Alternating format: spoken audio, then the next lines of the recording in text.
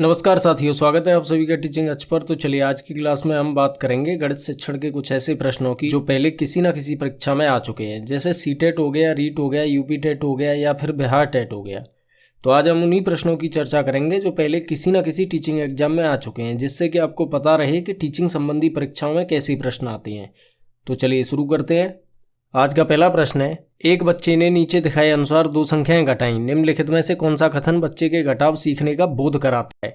तो देखिए, एक घटाव दे रखा है जिसको बच्चे ने घटाया है, तो इसमें पूछा गया है कि नीचे दिए गए कथनों में से कौन सा कथन बच्चे के घटाव सीखने का बोध कराता है। तो देखिए, बच्चे ने क्या किया है कि 83 में से 23 को माइनस किया है, तो आंसर आ गया उसका 64। लेकिन आंसर कितना आना चाहिए था? तो आंसर आना चाहिए था 60। ठीक, अब देखते हैं कथनों को कि क्या कथन दे रखे हैं। तो देखिए, पहला कथन है कि बच्चे को घटाव की प्रक्रिया में स्थानीय मान के बारे में गलत धारणाएं हैं। तो हाँ, बिल्कुल सही हो सकता है, क्योंकि स्थानीय मान अगर वो सही जानता तो यहाँ पे 4 नहीं बल्कि 0 आता। ठीक है ना, तो हम बोल सकते हैं इस चीज़ को, तो ये तो सही हो जाएगा। अब दूसरा ऑप्शन भी देख लेते हैं। भाई चारों ऑप्शनों को देखिए, जरूरी नहीं है कि पहला ही सही हो जाए, है ना। चारों ऑप्शन हमें देखने होते हैं, उसके बाद में डिसाइड करना होता है कि कौन सा ऑप्शन ज़्यादा उपयुक्त है। तो चलिए, दूसरा ऑप्शन दे रखा है, बच्चा नहीं जानता कि कैसे घटाना है। तो ये तो गलत हो जाएगा, क्योंकि बच्चा एक्चुअल में जानता है कि कैसे घटाना है। उसने 8 में से 2 को घटाया है तो 6 आया है। ठीक है ना, तो इसका मतलब ये कथन तो गलत हो जाएगा। तीसरा ऑप्शन है हमारे पास, बच्चा 2 अंकों वाली संख्याओं के घटाव की प्रक्रिया जानता है। तो अगर वो जानता होता तो इसको सही नहीं कर देता भाई, फिर तो 60 आता आंसर। तो इसका मतलब ये भी गलत हो जाएगा। अब चौथा ऑप्शन दे रखा है हमें कि यह एक गलती है और इसे बार बार अभ्यास करके सुधार किया जा सकता है। तो देखिए, यह एक गलती है, इसको बार बार अभ्यास करके सुधार किया जा सकता है। भाई इसके बारे में तो पूछा ही नहीं गया है ना, ठीक है ना, कि अभ्यास करना है या क्या करना है। तो इसके बारे में तो पूछा ही नहीं गया। पूछा क्या गया था? पूछा ये गया था कि बच्चे के घटाव सीखने का कौन सा कथन बोध कराता है। तो यहाँ पे ये भी कथन गलत हो जाएगा। तो राइट आंसर होगा हमारा पहला वाला कि बच्चे को घटाव की प्रक्रिया में स्थानीय मान के बारे में गलत धारणाएं हैं। चलिए अगला प्रश्न है हमारे पास, अपनी कक्षा में गुणा की अवधारणा को पढ़ाने के बाद एक शिक्षक ने अपने बच्चे से 48 को 4 से गुणा करने को कहा। कोई टीचर है जो अपनी कक्षा में पढ़ा रहा है बच्चों को, उसने क्या किया है कि 48 को 4 से गुणा करने को कहा है बच्चों को। अब देखिए, बच्चों ने क्या किया है कि उनके छात्रों में से एक ने इसे मौखिक रूप से हल कर दिया। 48 को 4 से गुणा करने के लिए हम पहले 48 में 48 जोड़ते हैं, जिससे 96 बनता है, और फिर 96 और जोड़ते हैं तो 192 बनता है। इस प्रकार उत्तर 192 है। तो गुणा की उसकी रणनीति के बारे में आप क्या कह सकते हैं? तो ऑप्शन दे रखे हैं आपको, आप क्या कहेंगे उसकी गुणा की जो रणनीति है उसके बारे में? तो पहला ऑप्शन है हमारे पास, बच्चे ने गुणा करने के लिए एक गलत विधि का उपयोग किया है। तो नहीं, ये तो गलत हो जाएगा, यहाँ से आगे भी पढ़ने की ज़रूरत नहीं है। ठीक है ना, ये क्या हो जाएगा? ये गलत हो जाएगा, क्योंकि गुणा जो होता है वो क्या होता है? वह संख्याओं का बार बार योग ही तो होता है। तो ये तो गलत हो जाएगा। दूसरा ऑप्शन पढ़ते हैं, उसे गुणा की अवधारणा समझ में नहीं आई। भाई गुणा की अवधारणा क्या होती है?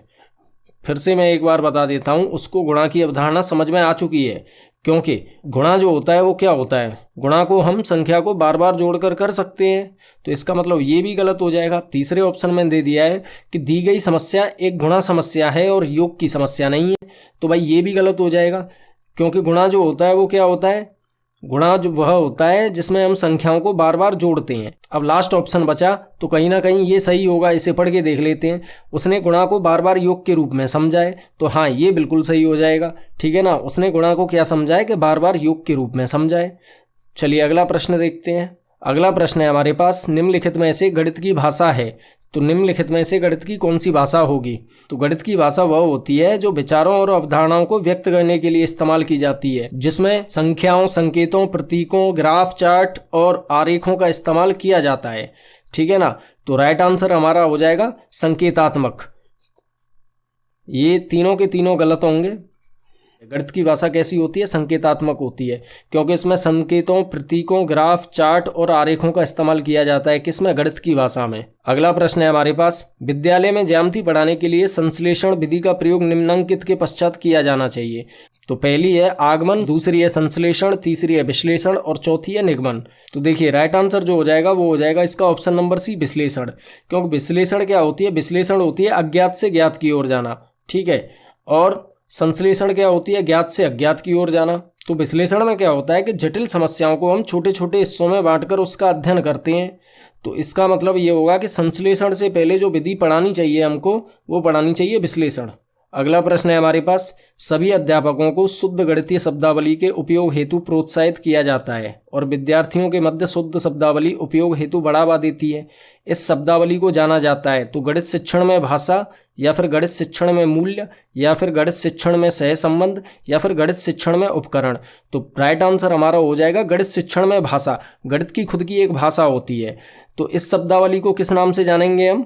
गणित शिक्षण में भाषा। आप इसमें लंबाई को चौड़ाई नहीं कह सकते, है ना। आप लंबाई को यदि चौड़ाई बताएंगे तो कहीं ना कहीं चीज़ें गलत हो जाएंगी। तो गणित शिक्षण में भाषा इस शब्दावली को जाना जाता है। ठीक, अगला प्रश्न है हमारे पास, निम्नांकित में से कौन सी शिक्षण विधि को औपचारिक कक्षा व्यवस्था में प्रयोग करना कठिन है? तो बताना है कि ऐसी शिक्षण की कौन सी विधि होती है जो औपचारिक कक्षा व्यवस्था में प्रयोग करना उसे कठिन माना जाता है। तो राइट आंसर यहाँ पे हो जाएगा ऑप्शन नंबर सी, प्रायोजन। प्रायोजन जो विधि होती है वो बेसिकली औपचारिक कक्षा व्यवस्था में प्रयोग करना इसका कठिन होता है। कठिन क्यों होता है? इसका जो संबंध होता है प्रायोजन विधि का वो होता है दैनिक जीवन से। इसमें बच्चा जो होता है वो स्वतंत्र चिंतन करता है। प्रायोजन विधि के जो जन्मदाता थे वो कौन थे? वो ले जाते हैं किलपैट्रिक। किलपैट्रिक जो थे उनको प्रायोजन विधि का जनक कहा जाता है। और ये किसके शिष्य थे? तो ये जॉन डीवी के शिष्य थे। जॉन डीवी ने बेसिकली प्रायोजन विधि की जो मूल अवधारणा थी वो दी थी, लेकिन शिष्य इनके जो किलपैट्रिक थे उन्होंने इस विधि को लोकप्रिय बनाया था।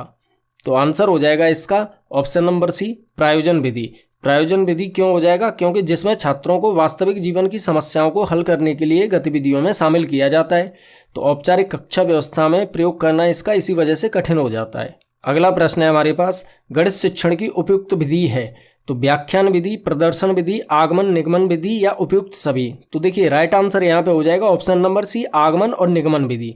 क्योंकि आगमन जो विधि होती है उसमें क्या होता है कि गणित को हम लोग समझते हैं, और निगमन विधि में क्या है उसका अनुप्रयोग करते हैं। तो दोनों को मिलाकर अच्छे परिणाम लाए जा सकते हैं। किसी बच्चे को यदि हम आगमन विधि और निगमन विधि द्वारा गणित को पढ़ाएंगे तो उससे बच्चे के अच्छे परिणाम आ सकते हैं, ठीक है ना। और ये विधि एक दूसरे के पूरक होती हैं। तो चलिए देखते हैं अगला प्रश्न। अगला प्रश्न है हमारे पास, गणित की भाषा का अंग है तो संकेत है, और यहाँ पर ये गलत हो गया है, संख्या 2 बार लिख गई है। संकेत है या संख्या चर है या फिर सूत्र है या उपयुक्त सभी। तो देखिए राइट आंसर हो जाएगा ऑप्शन नंबर डी, उपयुक्त सभी। क्योंकि थोड़ी देर पहले मैंने बताया था कि गणित की जो भाषा होती है उसके अंदर क्या आते हैं? उसके अंदर संकेत आते हैं, उसके अंदर संख्या आती है, उसके अंदर सूत्र आते हैं। तो ये उपयुक्त सभी राइट आंसर यहाँ पे हो जाएगा। अगला प्रश्न है हमारे पास, अंकगणित शिक्षण की उपयुक्त विधि है तो अंकगणित जो होता है वो किस विधि द्वारा पढ़ाया जा सकता है? तो प्रोजेक्ट विधि, प्रदर्शन विधि, विश्लेषण विधि या इनमें से कोई नहीं। तो राइट आंसर यहाँ पे हो जाएगा ऑप्शन नंबर सी, विश्लेषण विधि। विश्लेषण विधि द्वारा अंकगणित को अच्छे से पढ़ाया जा सकता है, क्योंकि विश्लेषण विधि में हम अज्ञात से ज्ञात की ओर जाते हैं। मतलब जो कुछ हमें पता नहीं होता है उससे हम जाते हैं ज्ञात की ओर, यानी कि जो पता होती हैं चीज़ें, ठीक है ना। तो विश्लेषण विधि का प्रयोग किया जाता है अंकगणित शिक्षण में। अगला प्रश्न है हमारे पास, अभ्यास शिक्षण निम्न में से सहयोग नहीं करता है तो अभ्यास शिक्षण जो होता है वो निम्न में से सहयोग नहीं करता है। तो इसमें नहीं का शब्द दिया गया है, तो देखते हैं ऑप्शन पढ़ के देखते हैं हम लोग। तो पहला ऑप्शन है हमारे पास, अधिगम स्थानांतरण में वृद्धि करने में। तो देखिए अभ्यास शिक्षण जो होता है, अभ्यास यानी कि बार बार किसी चीज़ की अगर हम प्रैक्टिस करते हैं तो उससे क्या होता है? उससे अधिगम स्थानांतरण में वृद्धि होती है। लेकिन इसमें पूछा गया है नहीं, तो इसका मतलब ये तो गलत हो जाएगा। दूसरा ऑप्शन में दे रखा है समस्या के हल की समझ बढ़ाने में। अगर आप अभ्यास किसी भी चीज़ का करोगे तो समस्या के हल की समझ को बढ़ाने में भी यह अभ्यास जो होता है वो बड़ा ही महत्वपूर्ण होता है, और इसमें नहीं पूछा गया है तो इसका मतलब ये भी गलत हो जाएगा। तीसरा ऑप्शन है हमारे पास, किसी समस्या के शीघ्र कार्य करने में। हाँ, ये भी सही है। अगर आप किसी भी चीज़ का अभ्यास बार बार करते हैं तो समस्या को शीघ्रता से हल कर सकते हैं ना, तो यहाँ पे ये भी गलत हो जाएगा।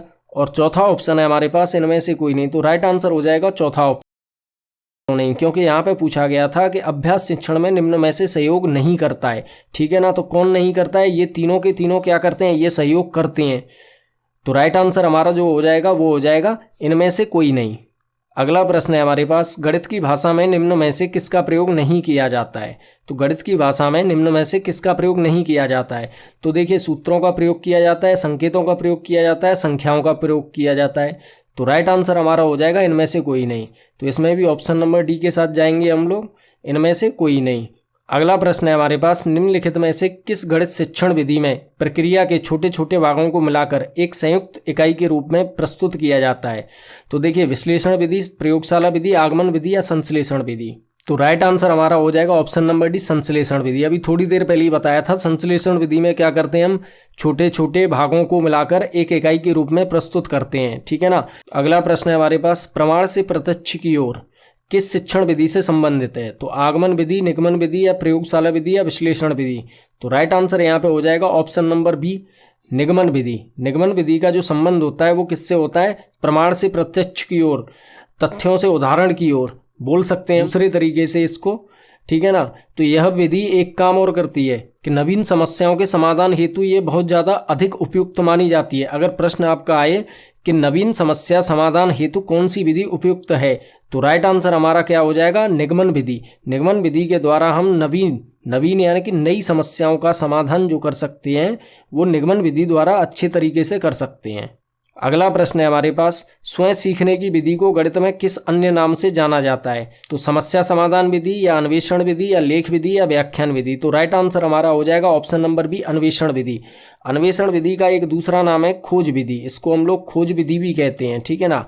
और खोज विधि के साथ साथ इसको ह्यूरिस्टिक विधि भी बोला जाता है, ह्यूरिस्टिक विधि। ह्यूरिस्टिक विधि बोला जाता है इसको, किसको? अन्वेषण विधि को, ठीक है ना। और इसके जो जनक थे वो कौन थे? वो H.E. आर्मस्ट्रॉन्ग थे।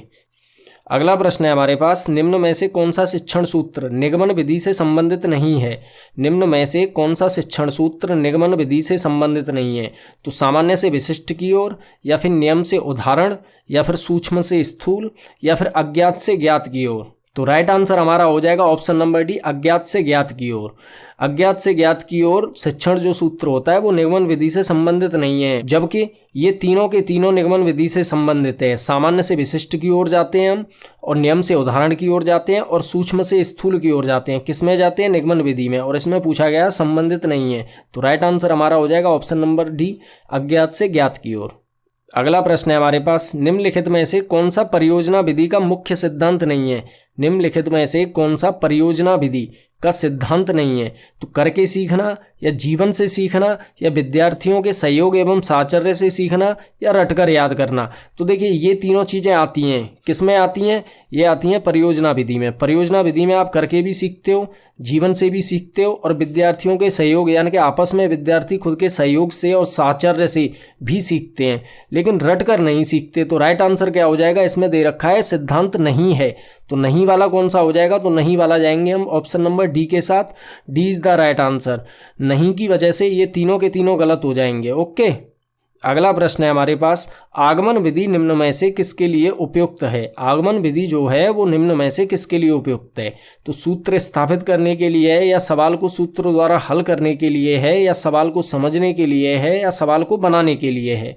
तो आगमन विधि जो होती है बेसिकली वो सूत्रों को स्थापित करने के लिए होती है, क्योंकि आगमन विधि को हम ऐसे जान सकते हैं कि ये इसमें क्या होता है कि विशिष्ट उदाहरणों और अनुभवों के जरिए सामान्य नियमों का निर्माण करना या फिर सूत्र स्थापित करना।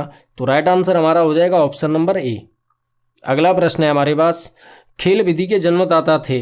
तो देखिए, इसका तो बड़ा सिंपल सा ही आंसर है, option number A is the right answer, Froebel. खेल विधि के जन्मदाता कौन थे? फ्रॉवेल थे। अगला प्रश्न है हमारे पास, गणित वह भाषा है जिसमें परमेश्वर ने संपूर्ण जगत या ब्रह्मांड को लिख दिया है? गणित कौन सी भाषा है जिसमें परमेश्वर ने संपूर्ण जगत या ब्रह्मांड को लिख दिया है? यह कथन किसका है? तो गैलीलियो, रसेल, प्लेटो या हैमिल्टन। तो राइट आंसर यहाँ पे हो जाएगा option number A, Galileo. Galileo ने क्या कहा था कि गणित वह भाषा है जिसमें परमेश्वर ने संपूर्ण जगत या ब्रह्मांड को लिख दिया है। अगला प्रश्न है हमारे पास, गणित के सूत्रों की स्थापना हेतु उपयुक्त विधि है? तो अभी थोड़ी देर पहले ही आया था, कौन सी विधि गणित के सूत्रों की स्थापना हेतु उपयुक्त विधि होती है? तो भाई आगमन विधि होती है। कौन सी विधि होती है? आगमन विधि के द्वारा हम क्या करते हैं? गणित के सूत्रों की स्थापना करते हैं। और इसमें तो ऑप्शनों में दे ही नहीं रखा है, इसमें पहले में निगमन है, दूसरे में योजना है, तीसरे में संश्लेषण है। तो इसका मतलब राइट आंसर कौन सा हो जाएगा? राइट आंसर हो जाएगा ऑप्शन नंबर डी, इनमें से कोई नहीं। तो चलिए, उम्मीद करता हूँ कि आज की क्लास आपको पसंद आएगी। मिलते हैं आपसे अगली क्लास में, तब तक के लिए जय हिंद।